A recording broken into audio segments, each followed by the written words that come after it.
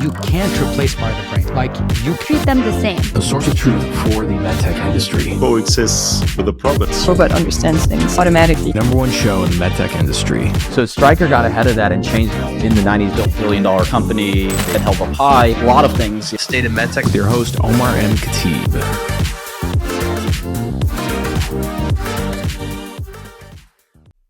Hey everyone, my name is Omar Khatib and welcome back to the State of MedTech. We are live from LSI USA 2024.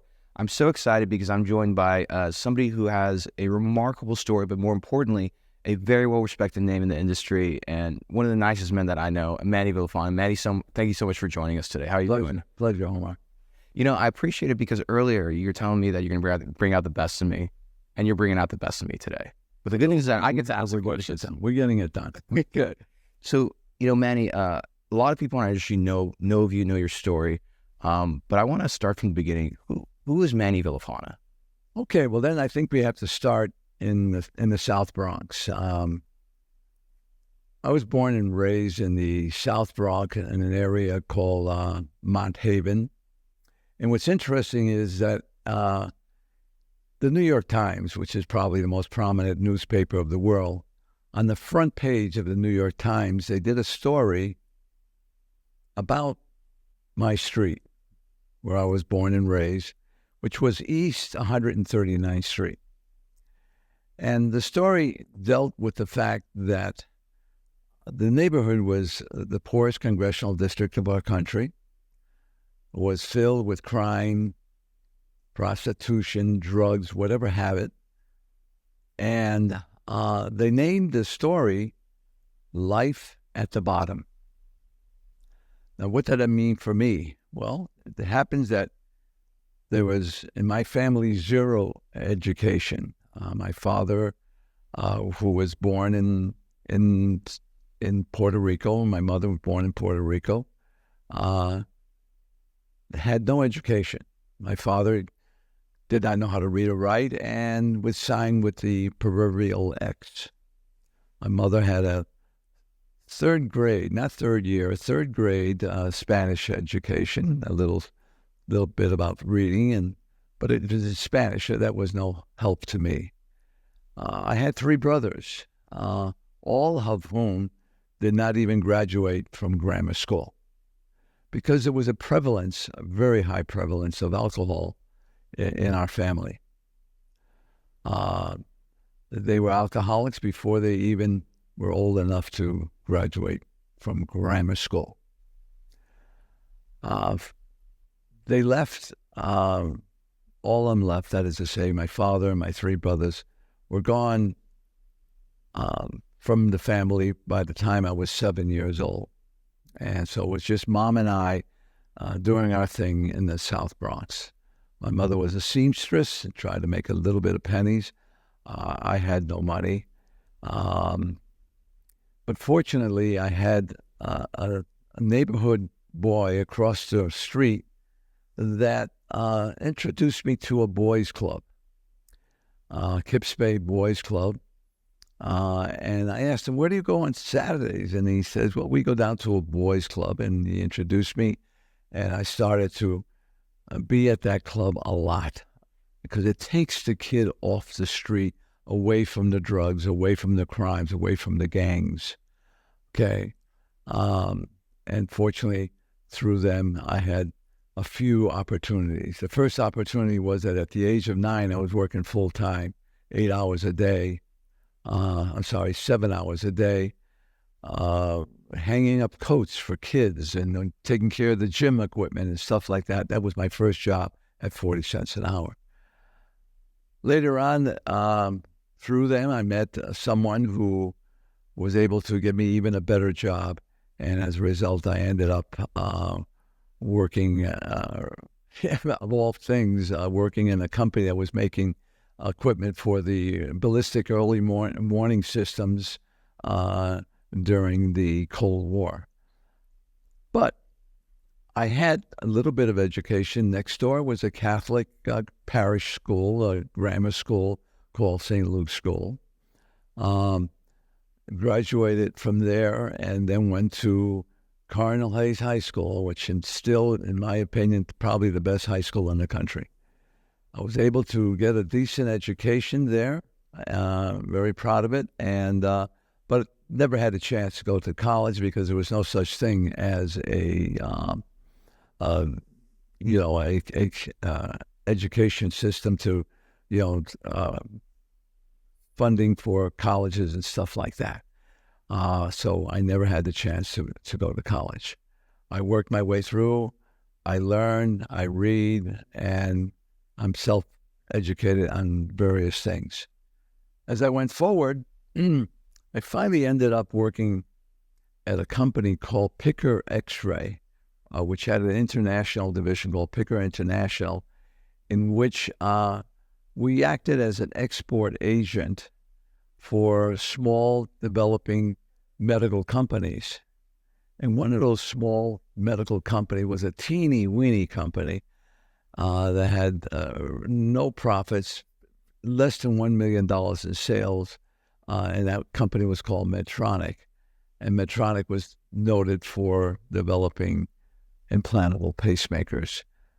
Pacemakers that were put in your body to stimulate the heart in case your heart rate was going too low. I worked for Picker. Finally, one day, the president of Medtronic and the vice president of sales for Medtronic came out to New York to hire me, to pull me out of Picker and to come work directly for Medtronic, which I did in 1967. It's interesting that when I arrived in Minneapolis with the headquarters of Medtronic on March 8th, 1967,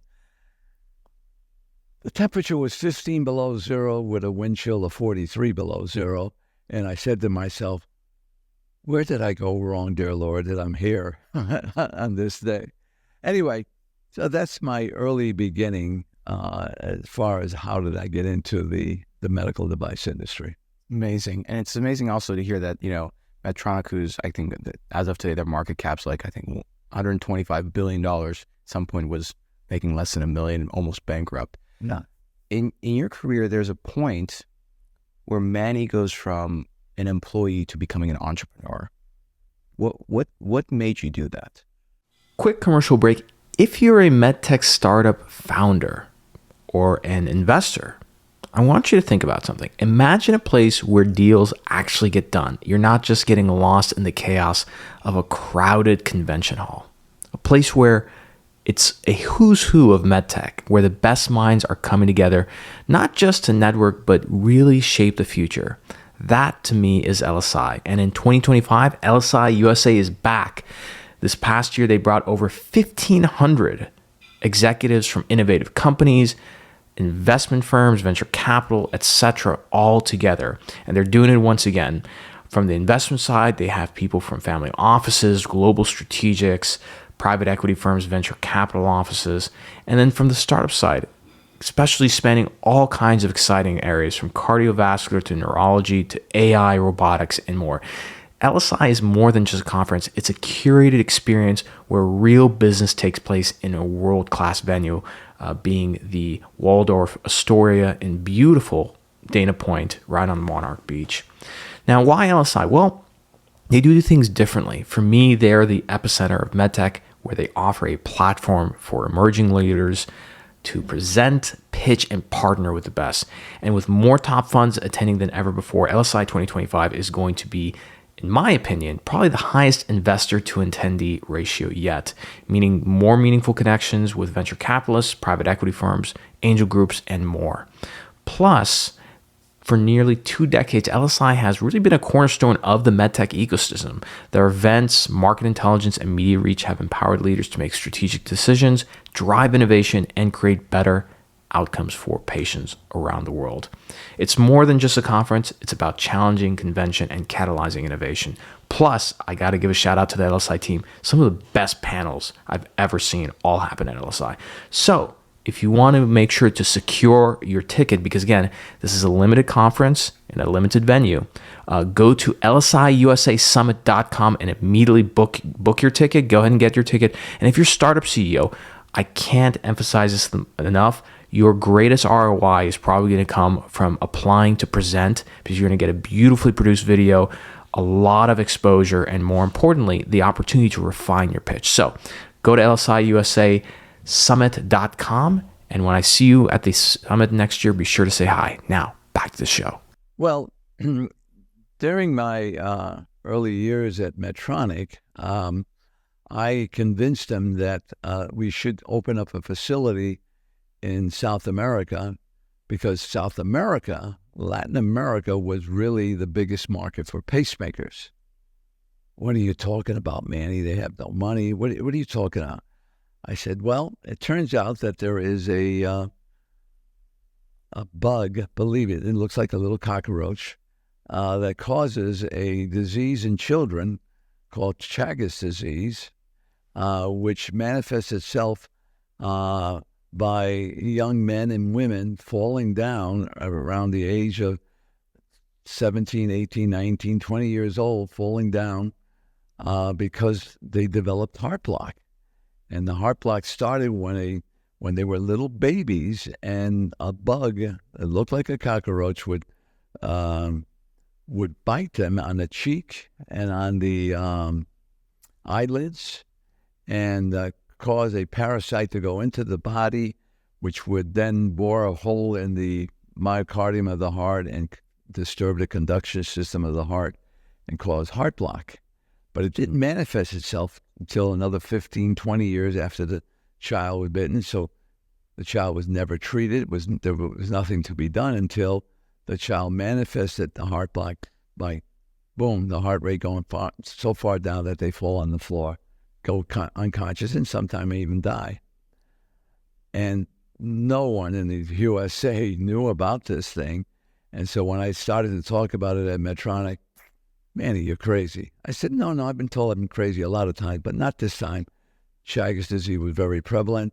I convinced him, and I opened up a facility for Medtronic in Buenos Aires, Argentina.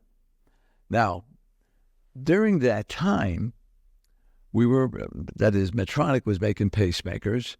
They were big and bulky, about the size of a hockey puck, and it would then, but they would last only about 12 to 18 months. At that time, pacing was so new that I was actually going into the OR, into the operating room, and teaching doctors how to implant it, how to take a catheter, put it down a vessel, or maybe sewing onto the epicardium of the heart a lead so that you can pace. I was in the OR teaching all the time. But they were failing all the time, too. So much so that at times we were having actual pacemakers fail before we even put them into the body. It was pretty bad. So as a result, after my tenure down in South America for 2 years, when I came back, I said to the people at Medtronic, we got to do something about it. We got to make a better pacemaker. Simultaneously, there was a gentleman who had invented the very first successful implantable pacemaker, a guy named Bill Greatbatch, who we ran into each other, we knew each other, and he started talking about some work that he was doing on a new power supply called lithium power. And we know lithium today to operate cars and things like that, and flashlights and all that. But at that time, there was nothing. It was just lithium. It was a high-density battery, et cetera, et cetera. I said, what are you going to do with it? He says, well, I'm going to, tomorrow morning, I'm meeting with Medtronic to see if I can get them to change from the old mercury zinc batteries to a lithium battery. I said, okay, fine. And he went his way and I went my way. In the meantime, a couple of months later, I was meeting with some people and they said, what would you do to compete against Medtronic? I said, well, I would go and make a lithium pacemaker, blah, blah, blah, et cetera. And in fact, the idea was so good that I went back to Bill and I said, Bill, whatever happened to that idea? He said, I went to Medtronic and they said it can't be done. And I said to him, do you believe it can be done? He says, yes. So I said to him, and I'm leaving out a few chapters of the story, I said to him, here's the deal. If you promise never to make a pacemaker, I promise never to make a battery. Not that I knew how to make a battery, but I said that to him. And I will be your first customer, and you will be my first supplier. Without any paperwork, without any lawyers or anything, we shook hands. He left to start a company called Wilson Great Batch Limited, which is a multi-billion-dollar company making batteries. And I went off and started a little pacemaker company called CPI, which stood for Cardiac Pacemakers, Inc. CPI became CPI Guide, and eventually was bought out by Boston Scientific for $27.2 billion. And that's how we started pacemakers. Okay? I was sued by Medtronic, but we eventually won that handsomely. And so that's how I got started in making a product. Not a bad first company. Not a bad one. I gotta ask you, hearing your story about how you grew up and the difficulties you went through, why is it you ended up where you were at Medtronic and starting CPI versus any other route? What made you take a different route? Well, if you follow my career, I always go the opposite direction. Because going down the same direction as everybody else is going to end up at the same destination as everybody else, which is usually a failure or usually something that is so-so. Okay? When we started CPI, there were 7 manufacturers of pacemakers. All were making the same basic pacemaker, the same power source, having the same results of about 12 to 18 months. Okay? You ain't going to go do totally something different. In fact, at one point, Bill Greatbatch calls me up and says, Manny, I think you should first make a standard mercury pacemaker, because I don't know if I can supply the battery that I thought I could supply you. And I said, Bill, everybody's going that direction. I am not going to go to that direction, waste time. How am I going to compete against 7 other manufacturers without something other than the name of the company? Okay? So we stuck and we worked it out with the lithium, even though his reduced battery capacity was still good enough to power one of our pacemakers for 50 years. 50. Okay? And I just do those things that way. When we started our next company, which was St. Jude, I don't know if you want to go into that right now, but when we started St. Jude again, every single doctor was begging us, well, you got to make a better valve. All valves were failing terribly. And they were made out of rubber or metal, plastic, some forms of just the introduction of some pyrolytic carbon. But they all would fail tremendously. And we said, we're going a different way. We're not going to use rubber. We're not going to use metal. We're going to make a valve out of glass. What are you, crazy, Manny? Yeah, glass. What happens if I hit it accidentally? It breaks. Really? Yeah, you can break it with your pinky. You can break it with your needle. If you scratch it with a needle, you can't implant it because it would cause a thrombus formation there. It was really, really difficult, to the point that there was actually an article written in a medical journal that said, open quotation marks, "It will never work," exclamation point, close quotation marks, dash the St. Jude valve. So the medically written paper saying, it ain't going to work. But we got it to work, and it became the most commonly used prosthesis of the world, the standard of the world. And eventually that company was sold for $30 billion. In today's dollars, another $50 billion. Not bad. Not bad. Not bad. Why, after your first success, which was CPI and Guided, Yeah. having such a success like that, most people decide to sort of sit back on their laurels, enjoy it. What about it made you say, I'm ready to do the next thing? No, you don't do that. People think that we've done that now what are we going to do? It doesn't really happen that way. But it does happen that when you're doing something, and I'm the kind of guy, I don't get my jollies watching a company go from 100 employees to 500 employees to 5,000 employees and watching that grow. That doesn't turn me on. What turns me on is there's a challenge, can we solve that challenge? Can we finance it properly? Can we make it grow? Can we put a team and do it? Okay, now, once it's doing it up and running, I'm finished. I leave, okay, and go out to another challenge, okay. When we were doing CPI, 2 doctors came to me and said, "Manny, you know how bad valves are," and I knew nothing about heart valves, and they told me. In fact, one had a little metal prototype that he got me interested in it, and he said, "Manny, why don't you make a valve?" And I said, "What do you mean?" He said, "Well, yeah, here's a little prototype. Maybe we can make a valve at CPI." Yeah, we were pretty busy at CPI. In fact, when I talked to the guys and said that one of our doctors, Dr. Nikoloff, wants us to make a heart valve, that one of the guys just turned around. I said, "What, are you kidding me? We are so busy. We are open 24 hours a day, 7 days a week. The lights never go out. We don't even have enough time to go to the bathroom." So I said, "Well, guys, I've done my thing here.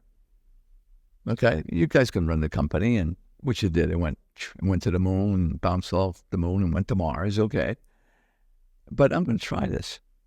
I didn't know anything about heart valves, so the doctor, Dr. Nikoloff, went to his own personal library, took a book off the shelf, and it says, "From the library of Dr. Nikoloff," and he gave me the book. It's signed and everything. He gave me the book. He said, "Read," and the name of the book was Heart Valves, a whole thick volume on the work that had been done on heart valves.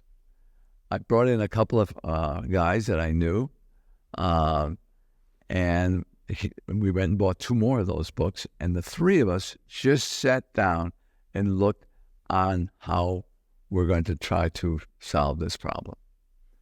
We brought in not an engineer, but we brought in a gadgeteer, for lack of a better word, who was a gadgeteer working on cars, antique cars. I had antique cars as well, too, so we had a little fun. And together, we solved the problem by totally different way of making a heart valve. In fact, he got the idea from a carburetor in a car, one of the cars, and it worked. And we pursued it. We chose to go with an exotic material at that time called pyrolytic carbon, which is a form of glass. And we worked. We put it in animals, and it was working fine. And at the very, very first human implant, which was the 3rd of October of 1977, there was Dr. Nikoloff implanting it into a lady, Helen Heinkinen, 75-year-old woman. And she lived 11 years with that valve. She died of cancer. And that valve, that was the beginning.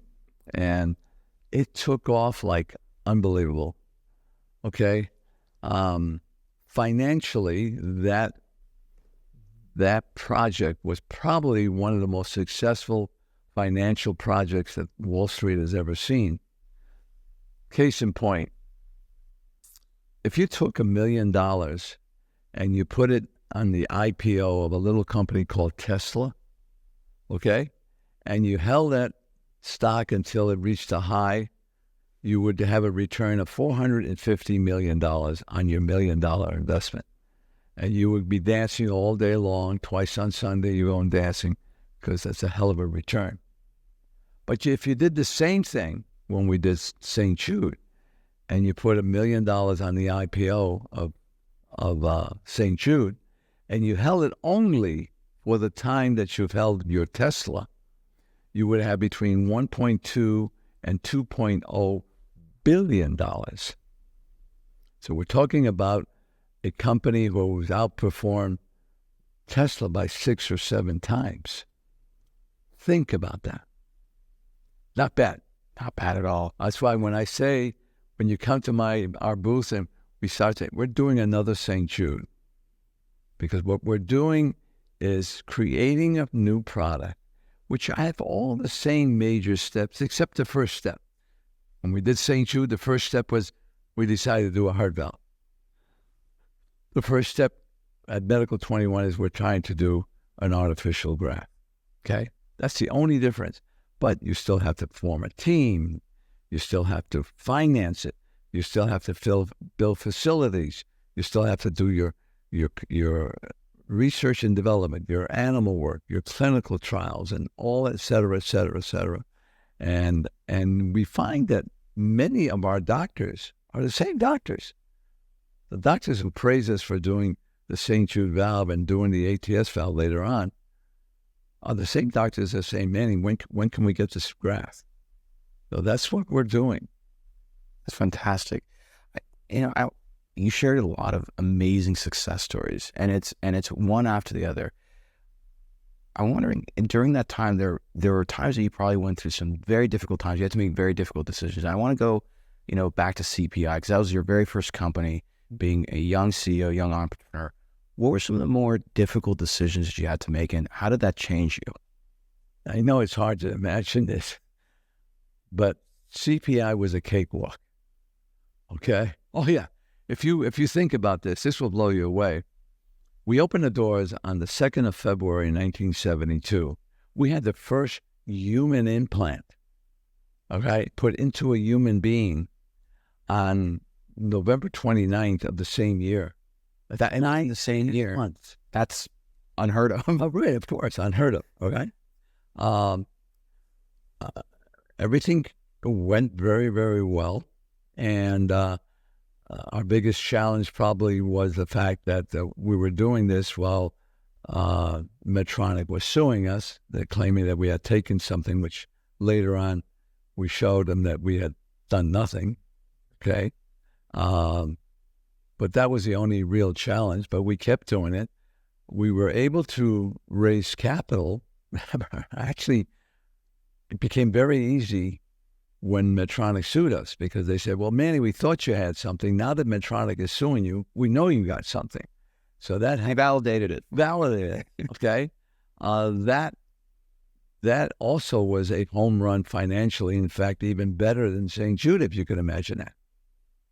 Okay? The return to an investor at CPI was even better than the story I told you about St. Jude. So everything was good. So you said it was a cakewalk. Yeah, it was. Do you feel that because of that, because it was your first try, it was so easy and everything, that momentum and confidence carried over to St. Jude, even though you were tackling a very difficult issue, things that people wrote, they said it can never be done. It just kind of, went off you like sort of water on a duck's back. And you said, well, there was a little hidden agenda in my head. What was that? Which I've never discussed before. This is the first time. I told you you're going to bring out the best of me. Right, well, there you go. All right? And there's a little hidden secret. When I started St. Jude, there was within me a little hidden thing. I wanted to do it again, prove that I could do it again. You did CPI. Was it because of you? Was it because of anything else? Was it because of this or that? You never really had a degree of confidence. But let's go and do St. Jude, where we had nothing staring us in the face, no new ideas, and you just had to study valves and see how bad they were and create something around that. And that's what we did with the St. Jude valve. And there, again, we opened the doors on the 4th of July, 1976. Okay, and we did our first human implant on the 3rd of October of 1977, so about 15 months later. Again, a very fast-track record. But we did it, and in fact, during the processing of everything, somebody used the word legend, and Manny Villafaña, legend. And we all started to laugh, because I'd never seen that. And it was in an actual document. Obviously, it was in a proof. One of my lawyer friends was saying, and Manny, the legend, wrote that down. And we kind of laughed and everything.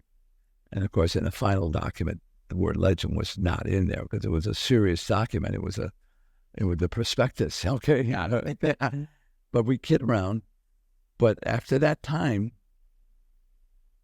everybody used that word legend. And in fact, at one point, the the World Society of Cardiothoracic Surgeons gave me the Living Legend of Medicine Award. That's amazing. What year was that? 2006. That's amazing. Yeah. Why you mentioned that the hidden secret is that you wanted to do it again. You wanted to do that. Was it because you were trying to prove something? Why did you feel like you wanted to do it again? What was driving that? Hey, look, if you did something and you hit a home run, right? You got up at the bat and you swung the bat, and it happened to be the first pitch, and it went out of here, right? Wouldn't you want to try to do that again? Absolutely. I tell you, I'm going to bring the best out on you. Okay? Of course you want to do it again. You don't want anybody, I was lucky. Yeah, he was lucky. I wanted to do it again. And I did do it again. Okay? All right? And this one was even more recognized than the first one. Why? Because it was much harder. No one, there had been at that time at least 50 valves that had been tried. There was at least 6 or 7 major manufacturers of valves, all struggling, trying to make them. They would clog up. Tissue valves would fail at 5 years. I even remember going to Mass General Hospital and talking to the chief of cardiac surgery and saying to him right in his room, "You are practicing bad medicine," because they were implanting tissue valves at that time. And he got up, and there was several doctors there. He got up, grabbed me by the arm, he said, "Let me walk you out." Now, not only did he walk me out of the room, he walked down a long, long hallway at Mass General Hospital, where all the patients are walking back and forth and long, long hallway to the front door. And the front door of Mass General is at the top of a long staircase.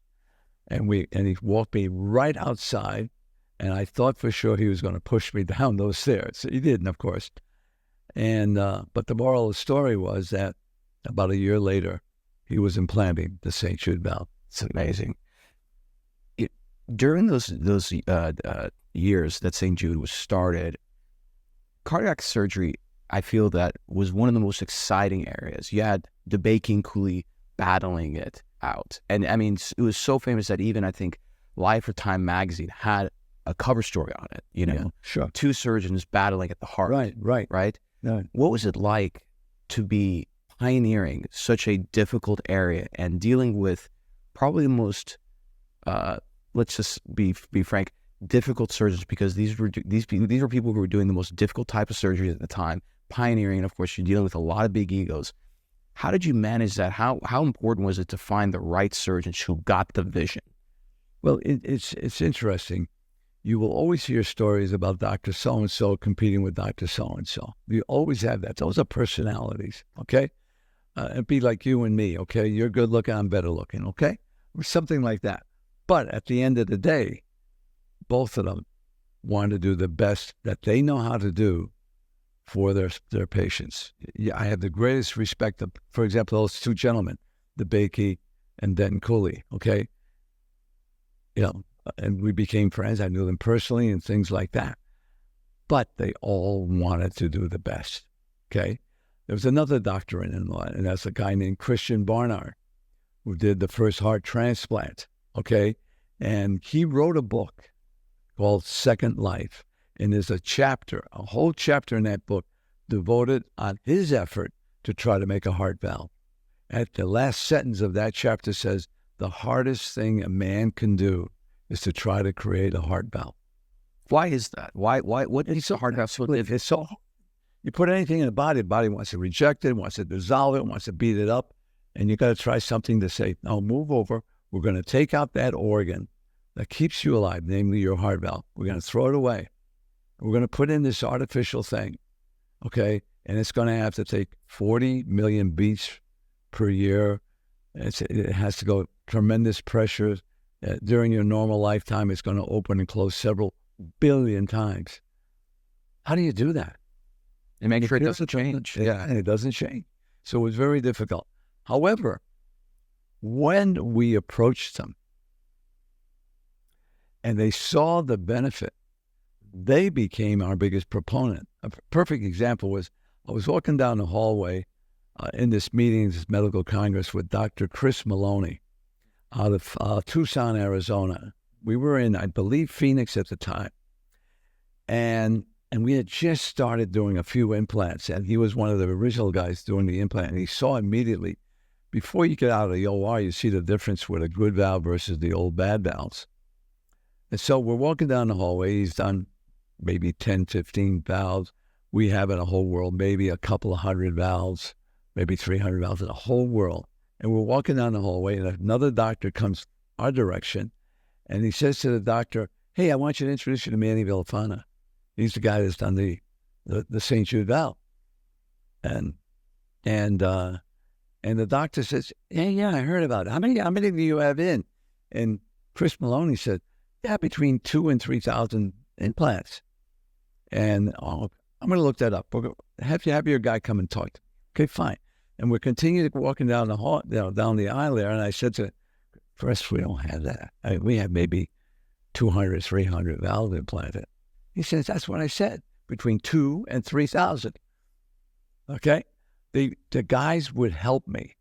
They really, really would.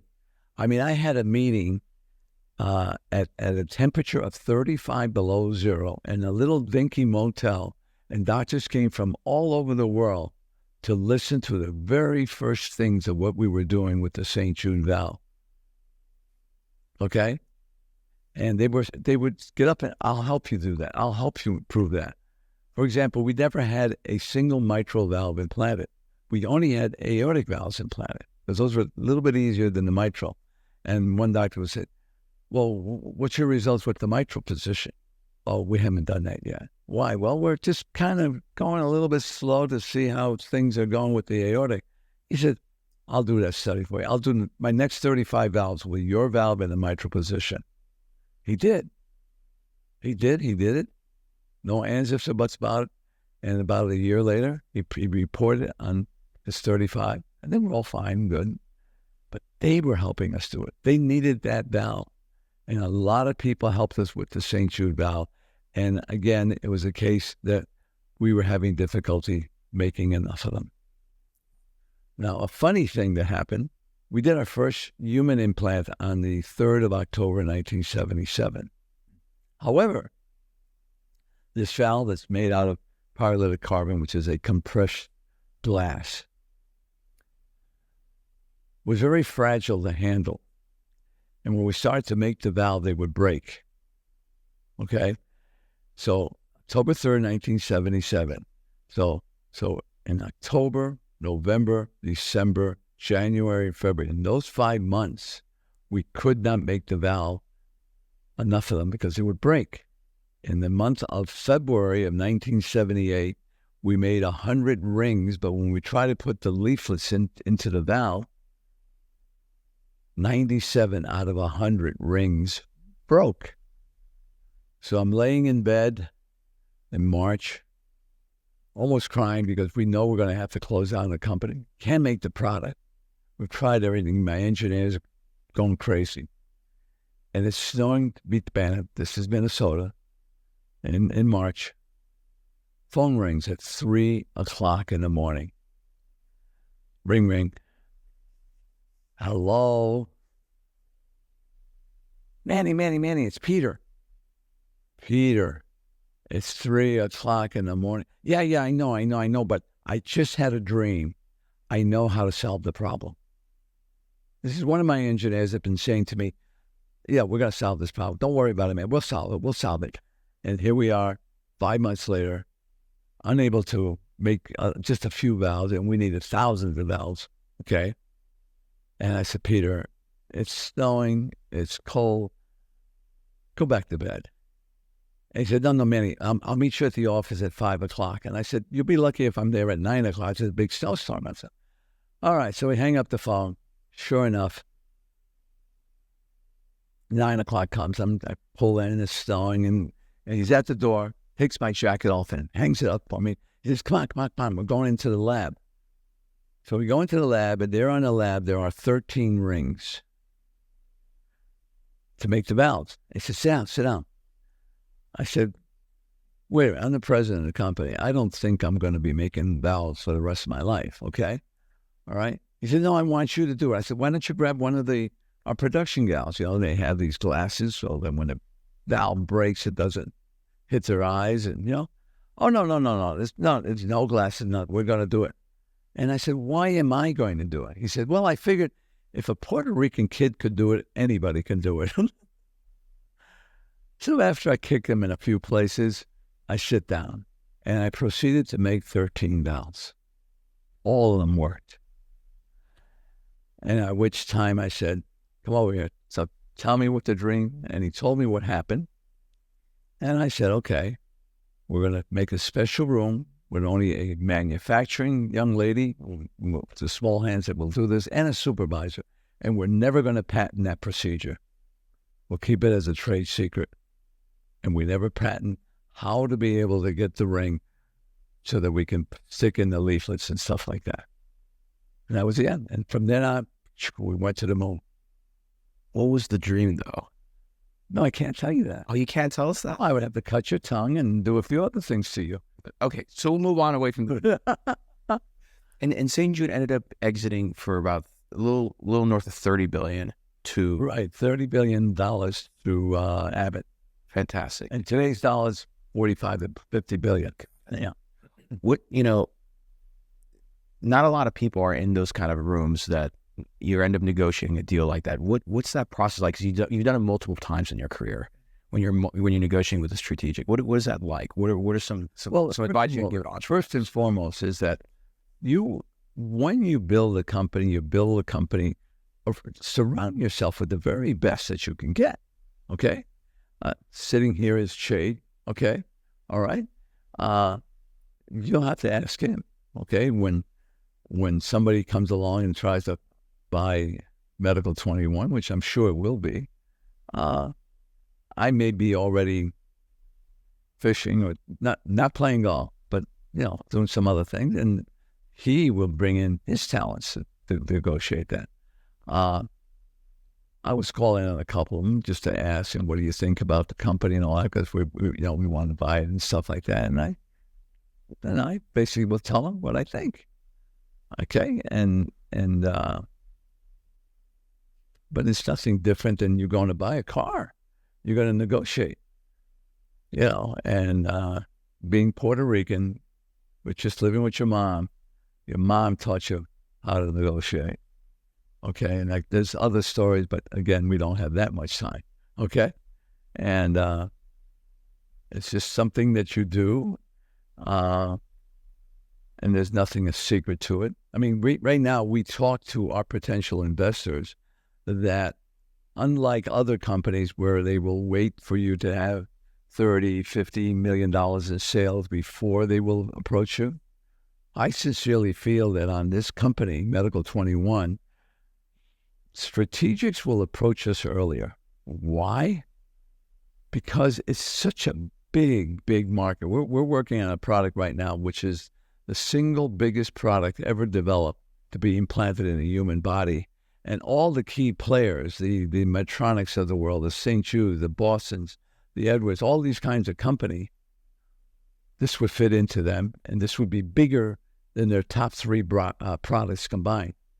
A Medtronic, for example, makes pacemakers, they make heart valves, they make stents, they make defibrillators, all that, right? Take that all, put it all together, and this product is bigger than that. Okay?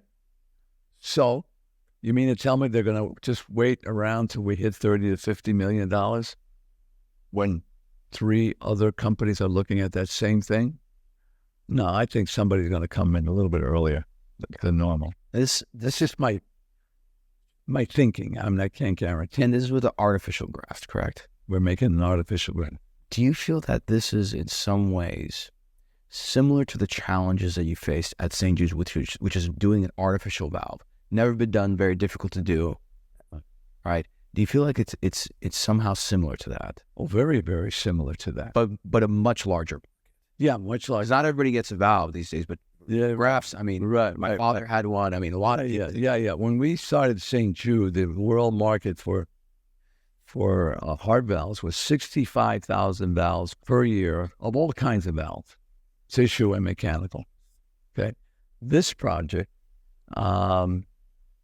the market is about 2.5 to 3.5 million grafts per year. So we're talking about a market 50 times larger. Okay. Now, and the degree of difficulty of making it, okay, again, is we started with new materials doing St. Jude, and on this graph, we're trying new materials, and it's been very challenging. Now, we've been at this for 7 years. We put 7 years of work. We have done a lot of animals, okay, and it's just now that when we are ready to go into humans, and part of the reason that we're here at the LSI meeting is that we're meeting with potential investors as we're trying to do a raise of about $10 million to do the clinical trial in Switzerland to get started. Okay, we're doing that right now. Okay, is it difficult? They've both been very, very difficult. Okay, now, in the same way, 40, 50, 100 different companies are trying to make a better valve. The same thing here. People for the last 60 years, maybe 50, 100, at least 100 companies have tried to make a product that would work. No one has ever been able to do that. The same degree of difficulty, but the market is, like I said, at least 50 times larger, and there are no competitors, okay? I mean, there are 3 or 4 companies trying to do, okay? But is there anybody walking around with a graph? No. Okay. I want to, before you jump into medical twin, I do have to ask one question. You know, aside from CPI, St. Jude, there's a handful of other companies you had started successfully that we haven't mentioned. When you kind of look back at your career, the success is all there, right? It leaves a lot of clues. I'm also wondering, what were some of the more painful and difficult lessons that you learned? Because, you know, when you go into Medical 21, you're taking all that experience, all those lessons, and tackling a very difficult problem with a massive market. Yeah. So if you look back in your history, is there certain moments, you know, whether it's mentors or people you work with, that, you know, you learned a very painful lesson that changed the way you act as a leader, changed the way you operate as an entrepreneur? Does anything stand out? Okay, let's go back to the beginning of time, okay? All right, in the book of Genesis, okay? When you go back to cardiac surgery, there was a gentleman that came up with an idea. His name was Professor C. Walton Lillehei. He was going to do the first open heart surgery. And he had this idea, and he spoke to his group, and he, of course, went to his boss and said, this is what I would like to do, and this is the animal work I've done, and et cetera, et cetera. And the boss said, by all means, go ahead. It's written on a little piece of paper, which is in a museum. You can read this little piece of paper. It says, Walt, by all means, go ahead. Okay? He described what he was going to do to a group of surgeons, of which one surgeon got up, left, and went to see the judge and looked to get a warrant for his arrest.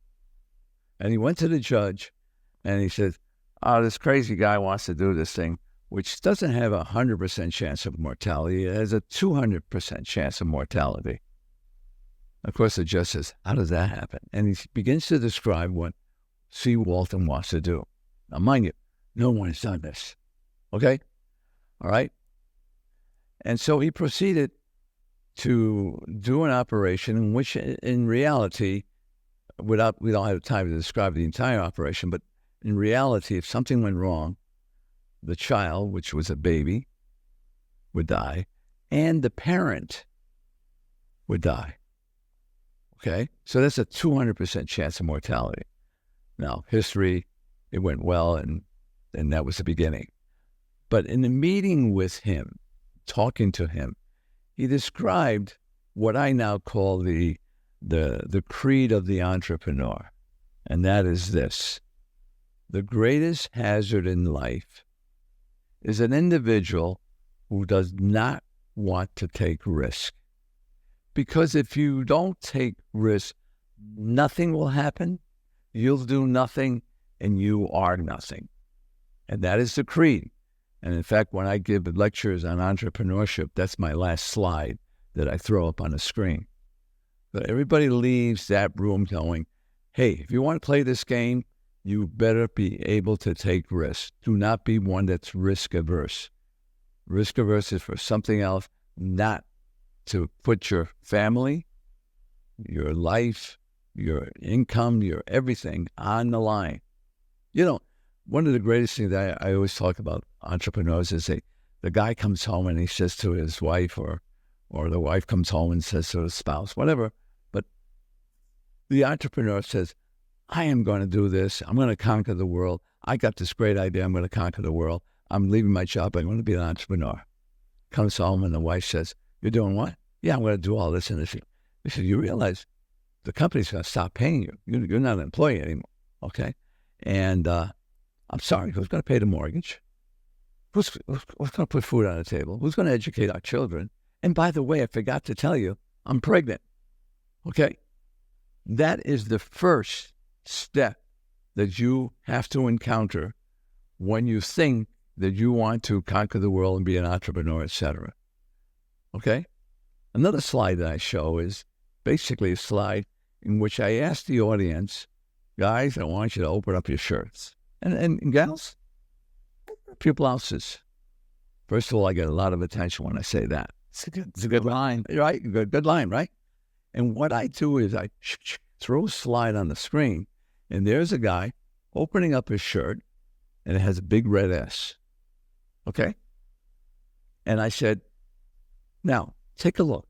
If you don't have a red S, forget about becoming an entrepreneur in the medical device area. Why? Because unlike other industries where you first go and you develop the greatest things in sliced bread, okay, but now you get started because now you didn't have the regulatory aspects of this. You got to be Superman to be able to do all this. You got to be a superwoman. You got to have the red S, okay? And those are all the things, you know, when they say, well, what did you think about this? Or how do you think about it? But this is a different ball game. This is a totally different ball game and starts with taking risks. Well, what are you going to do when you get down there? I don't know. We'll work on it when we get down there. Okay? There's no answers. Okay? We learned, Shane and that group, working on this graph. And we tried. And I remember having dinner with him after we had done the first animal. And it was working. We were smiling that it went from ear to ear to ear, all the way to the back. We were smiling. But within 24 hours, that animal died. Okay? And so that was iteration number one. Put it aside. And we tried another thing. Fail. And another one. Failed. You know, and they failed maybe 30 days, 10 days, a reality different. When we got to iteration number 11, all of my guys were kind of looking at me, kind of cross-eyed. I said, Manny, this ain't looking good. Manny, what are we going to do? That kind of stuff. And I turned around to them and I said, I want to tell you a little story when we were doing St. Jude. One day, going to St. Jude, I happened to go back to the machine shop. Now, mind you, you're working with hard materials, so you're always working in a machine shop, cutting it and all that sort of stuff. And there was a guy named Charlie Hosley, who was my machinist. And he was adjusting the machines. Okay? But he was crying. Tears were coming down his cheeks. I said, Charlie, what's wrong? He said, Manny, this is the 26th adjusting of this machine. It's the 26th iteration, the St. Jude valve, and still not working. 26. Well, of course, that story ended in maybe the 27th, 28th, 29th, I don't remember, iteration finally working. But when I'm telling the story to my guys, they're at 11, got a way to go, look at that, guys. And sure enough, around iteration number 13, we thought we had it. In fact, we had a meeting with our advisors, our surgeon advisors, and one of the surgeons kind of looked like this. He said, well, not just yet. Okay? And immediately, without hesitation, I said, okay, guys, we're on to 14. And we made the changes that we felt that we had to do, and that's what we are now implanting in humans. We're going to be implanting that model because we solved what we thought are all the necessary problems. How do you know you got all of? We don't know if we have all the problems. Oh, the new layer of unknowns comes with you do the humans. You know, people say, do you know if this is going to happen? You know if this? No. An entrepreneur does not have all the answer. He or she is seeking those answers, and we will seek those when we're doing our humans. Now, what we can say to the doctor is, this is the angiograms with our device in the animal. This is the long-term studies in the animals. And then the final risk is from two people. Finally, is from the doctor who says, I, as surgeon of this institution, am willing to take that risk. And Charlie, what do you think? Think we should go for it? And Charlie says, of course, let's go for it. All right, those are the two final risk takers. Okay? And then we hope to find the answers. Okay, and hopefully those are good answers. If they're not, back to the drawing boards or go home. I love it. And I have to ask you, going and sort of pioneering in the space with an artificial glass with Medical 21, your entire career sounds like looking at the hardest, most complex problems and seeing the roads that people have gone down, the risks they take, and say, okay, we're going to go down a completely different road that we don't know what's down that road. But the risks there are worth taking because the payoff is going to be somewhere down there versus going down the same road. Do you feel like that's the same thing with Medical 21 and this artificial graft? No, we are, if I studied everything that has been tried before, and we study the basics, okay? If I put 10 engineers and we say, we're going to make a graft, the first thing that everybody's going to say, well, number one, we're going to have biocompatible material. Okay, fine. And let's face it, there are lots and lots of materials that are biocompatible. We've put a lot of things in the human body, all right, pacemakers and valves and stuff like that with different materials and stuff like that. So but the next thing everybody seems to say, we want to have a very strong graft. It's got to handle high pressures of the heart, and it's got to handle the 40 million times a year pounding.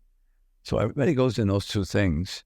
And then there's other things that, compliance and, and ease of suturing and a variety of different things, okay? But the two biggest one was biocompatibility and strength. And when you study that, everybody has failed. So why am I going to go down the same thing? Okay? All right? So instead of making our graft strong like everybody else, we went the opposite direction.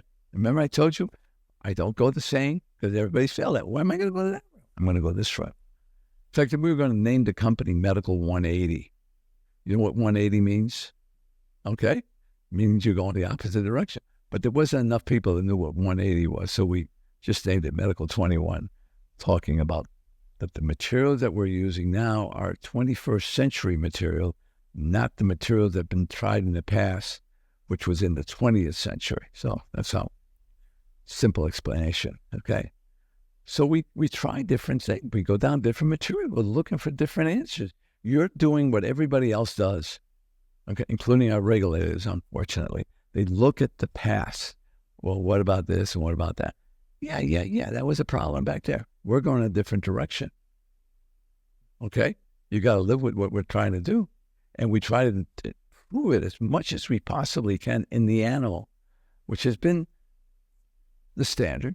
Okay, if there was another way of being able to prove it, we would be using a different method. But we use the sheep model, okay?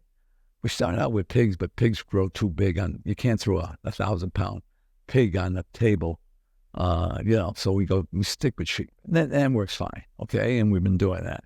And when we show that we have angiograms longer than anything that's ever been done before, an animal, wow, let's go. Well, I want to wrap up specifically just talking about Medical 21, the amount you guys have raised, what you're looking to do and everything. Is that okay? Sure. So with Medical 21, you're going after a massive market, right? Yes. Right? Because with grafts, as you mentioned before, not everybody needs a pacemaker, not everybody needs a valve, but especially given the fact that, let's face it, in the 21st century, if we're going to talk about the 21st century, and, you know, in honor of Medical 21, people are living longer than ever before, right? And part of that, you have an explosion of longevity medicine, people living well into their 90s, hundreds, etc., right? And the human body is not used to that. And so, of course, as we get older, even if you have no like comorbidities, you don't have a family history and everything, you're going to need things as you get older. And so a graft is going to be something that a lot of people are going to need, Right. you know, something that might be as normal as, you know, as you get older, maybe, you know, a lot of people, they just take aspirin, right? So knowing that, right, what were the first steps when you came to creating the artificial graft with Medical 21? What makes the graft different than what we've seen before? People, as I said before, were trying to make grafts very strong and this and that, because they'd be just thinking, well, you know, it's got to be strong. We went the opposite direction. We make our graft very weak. And you said, so weak, you make it weak. Weak, W-E-A-K, okay? Very weak, okay? By making the walls extremely thin. But when they make the walls extremely thin, the graft all of a sudden becomes permeable or porous, okay? That allows nutrients from the outside to go in. In your veins of your legs or in any vessel of your body, the walls of that vessel is thin because nutrients have to go in. That's called vasovasorum, to use a very technical word. It took me years to learn how to spell it, okay? And that's what we want. We want that nutrients should come from the outside, so we make it very weak. Of course, some guy comes along and said, Manny, hell of a great idea, except for one basic problem. As soon as you sew it onto the heart, it'll blow up in your face because it can't handle the pressure that the heart creates. That's why everybody makes it strong, and you're coming along and making it very weak. Like an artery, right? Yeah. You're making it more like a vein. Yeah, no, we're making it even less than a vein. Even less of it, yeah, which is, Going to blow up in your face. yeah, exactly. But we had a technology called nitinol. It's a wire. We had that technology, and what we do is we use the wire technology, the nitinol technology, to make a scaffold, make it the form of a tube, okay? And then we put in polymers that now make that into a graft. But the polymers, the way we do it, help force the creation, regeneration of tissue within the graft. We call that angiogenesis, okay? And so that after the graft is implanted, your own tissue, your own endothelial cells begin to grow within the graft, and the polymers are absorbed by the body, so that at the end of maybe a year and a half, 2 years, the graft is gone. It's dissolved. It's all part of the body. Except for the nitinol wire. That stays. But now you're left with a vessel that is stronger than any vessel in your body. Because it has this nitinol reinforcement. And the majority of it essentially is you have that angiogenesis that happens with the cells. Yeah. And so how long, over what period of time does it take for that to happen? You said about a year? Year and a half, about a year to 2 years. So at that point, the problem with previous, you know, like not just valves, but grafts and everything, is that you have always this issue of rejection by the body, right? You remove that issue. Yeah. And it sounds like based on the pressure issues, because the body essentially grows into it and becomes angiogenic, the body has a sort of a magical way of figuring out this is the sort of strength that vessel needs based on the pressures, etc. So you kind of solve. So we make it like into an artery.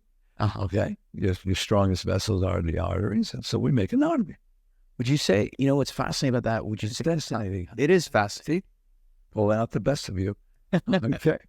It sounds that rather than saying we're going to find every way to engineer this, et cetera, the best engineer of all time is the human body. So you're essentially providing the scaffold, the bridge for the human body to use and use its own materials, its own intuitive engineering to develop the best graft of all time. There you go. Not bad. Not bad. Not bad. Not bad. That's what we're doing. How much have you all raised to date so far? Well, the company from the beginning, we're in a neighborhood of about 17 to 20 million that we have raised. Okay. And over a 7-year period of time, we're very, very cheap. We don't spend money. Okay. Now that we're preparing for a clinical trial in Switzerland, we're raising $10 million right now. Okay. We do private individuals, families, private placement, plain vanilla stock, no prefers, no nothing, just like I've done all my other companies. We're doing nothing different. As I said at the beginning, we're doing the exact same way as we did St. Jude, okay? And I don't know why I say St. Jude. It could be CPI as well. The CPI was even a greater success than St. Jude. That's hard to imagine. And why, in doing this raise, especially given your track record, your history, you can raise through a variety of different avenues. Why is it that you're specifically focusing just on like family offices, private investors, and no preferred stock and everything? You just educate our audience a little bit, because not everybody knows why. Okay, I think the way I do this is simple. Everybody knows if they have some extra money, they go down to the broker and they say, I want to buy 100 shares in General Motors, Tesla, U.S. Steel, whatever you want, okay? All right, and they hope that the performance of the company will cause that stock, the value of that stock, to go up. That's a normal publicly held thing. And they want to have the ability that, I think it's not going to go up any further, so I'm going to sell. Or, gee, I just found out that my wife is pregnant and I need the money for the baby. Okay, so we pull it out. All right. Now, we try to run our company like a public company, but we can't. We're still private. All right. So we sell plain, common stock. Right now, we're selling shares at $5 a share. And by the way, on this film, this is not a solicitation, okay? I don't get any trouble. It's just trying to explain how we try to run our company. And we run it as close to a public company as possible. You buy shares, common stocks like everybody else, okay? Now, how do you raise the value? Well, what happens is that as we have special events, if there's a very key event that's really big, I want to raise the value of that stock. Well, the only way I can do that is I split the stock. So now Charlie, who put in $50,000 and he got 10,000 shares at $5, now I said, Charlie, you get twice as many shares. Okay. All right. Now you got, 20,000 shares. Okay. But still $5. Okay. And we keep the $5 as long as we can till our next event. Like, for example, one of the events that happened to our company was when the Mayo Clinic, which is recognized as probably the number one hospital in the world with the top of surgeons, et cetera, and they approached us. I didn't approach them. They approached us and said, we want to be involved with this. This is too important. And I said, yeah, sure. You want to be involved? Yeah, of course. I wouldn't say no to you. What do you want to do? Well, how about if we send some surgeons over to your lab and help you in your lab? Oh, okay. So the then current chief of cardiac surgery, Professor Dr. Crestinario, okay, Juan Crestinario, came to our labs and tried to participate in our animal trials, okay? And then, by the way, do you need any money? Oh, I said, does a bear live in the woods? Of course I need some money. So they put some money into it. And then finally, we wanted to do the clinical trial. Well, yeah, you sure you want to? Yeah, we'll sign the paper. And they actually signed a contract with us that they will do the clinical trial for us here in the United States. What else would I want? Right? Okay. Now that's a big event. So what I did is I split the stock to, again, allow our earlier shareholders to benefit growth. Okay?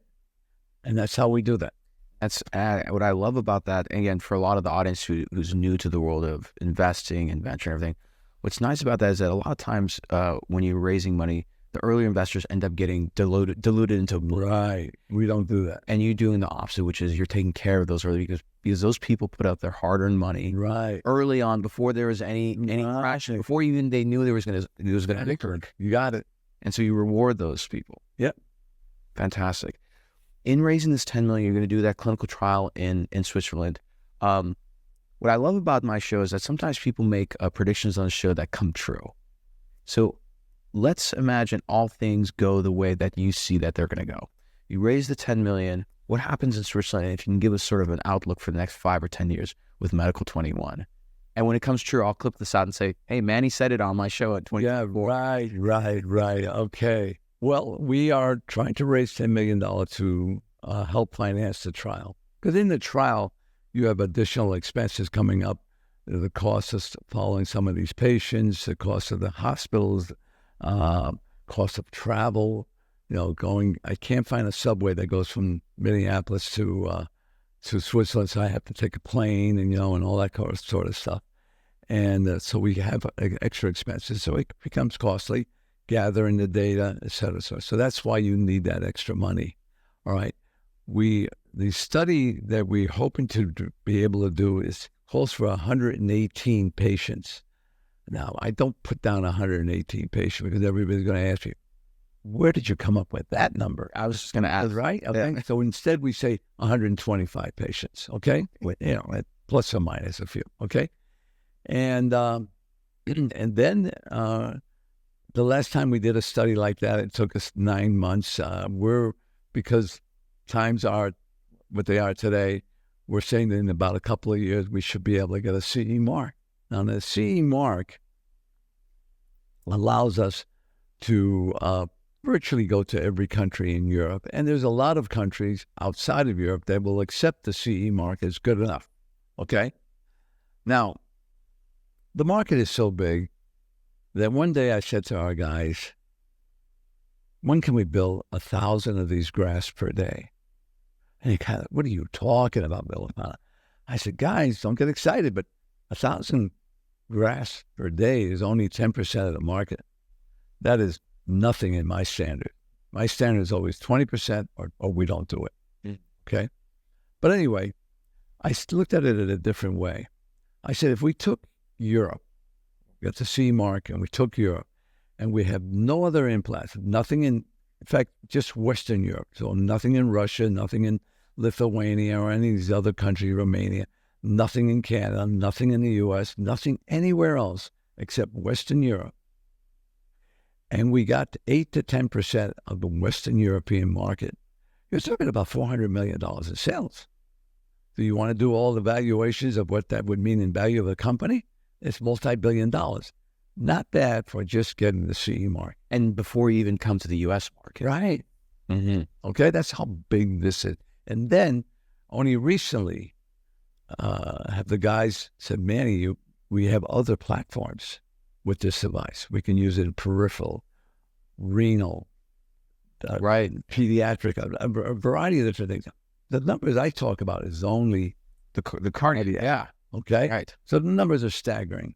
So I don't care about where we get approvals. Just let me just get started, because no matter where we start, it's big numbers. Absolutely, and especially as you mentioned before, that people are living longer. As you live longer, the body was never designed to last that long. Yeah. And so certain things like I'm just thinking off the top of my head, like things like varicose veins, instead of collapsing the vein, maybe you just replace it. Yeah. Right. So in wrapping up, and again, Manny, I want to thank you for spending some time with us and sharing all these stories. I'm very excited for Medical 21. We'll be following along. And what's the website for Medical 21? Medical21.com. Easy enough. So I'll make sure our listeners go check that out.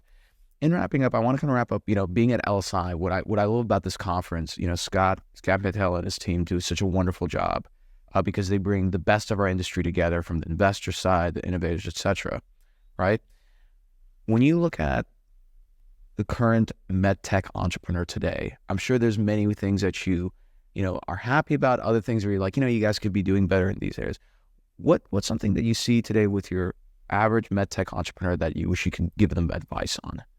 That's a good question. I see a lot of the entrepreneurs here truly dedicated to what they want to do. Okay, and that's good. If you don't believe in what you're doing, go home. Okay, simple as that. And they are very, very dedicated to what they're doing. I think one of the things that keeps hitting me right in the forehead is the cost, time, of the regulatory avenues that you have to take these days. And so you have to take that into consideration. The simplest of products can cost you a lot of money. I remember one of our advisors said, realize, Manny, that today a brand new drug-eluting stent, which, we have hundreds of them, but if somebody comes up with another one, all right, it's going to cost about $500 million to $1 billion just to carry that all the way through the FDA regulation. That's a staggering amount of money, okay? We are trying, for example, through some of the work that Jude is doing, and my wife is helping out as well, of going to the VA and other avenues where you can do some studies that maybe not circumvent the FDA. That's not what we're trying to do, but can get started earlier through some of the things like that. So that's one thing. You have to learn to consider that there is a lot of potentially non-dilutive money available through the NIH, through the VA, and through things like that. And we are doing the paperwork, although the truth of the matter is that maybe there's a 30-40% chance that you will succeed, but you got to take a risk. I mean, if you think about anything that we're doing, we're working with far less than 30% success rates, okay? I don't know what else I could tell you. I think I see everybody trying.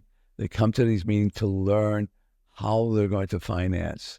Now, this meeting, this LSI meeting, was initially started by Scott because he saw a lot of young entrepreneurs going through the standard VC venture capital route and ending up with very little, if anything, of their former company, And it says there's got to be a better way. Of course, that's true. There's got to be a better way.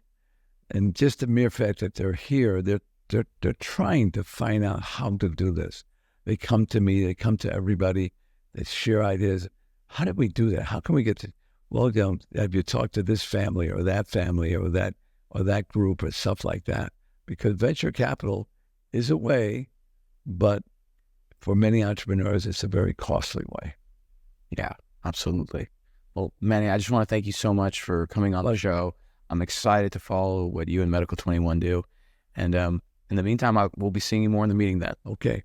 A real pleasure. Thank you so much. Appreciate it. Thanks for checking out this episode. If you want to do me a big favor and join so many other people who have helped grow this podcast, take a second and look below. If you're on Apple, give us 5 stars and write a short review. If you're on Spotify, just give us 5 stars. And if you're on YouTube, hit the like button. And most importantly, if you can, subscribe. We release so many different episodes that you may miss. Be sure to subscribe and turn your notifications on. You get extra points with me if you subscribe across all 3 channels. Thank you so much. And if you felt like this episode helped you, send this to somebody who'd really enjoy and appreciate it. Share and spread the love. We'll see you all next time.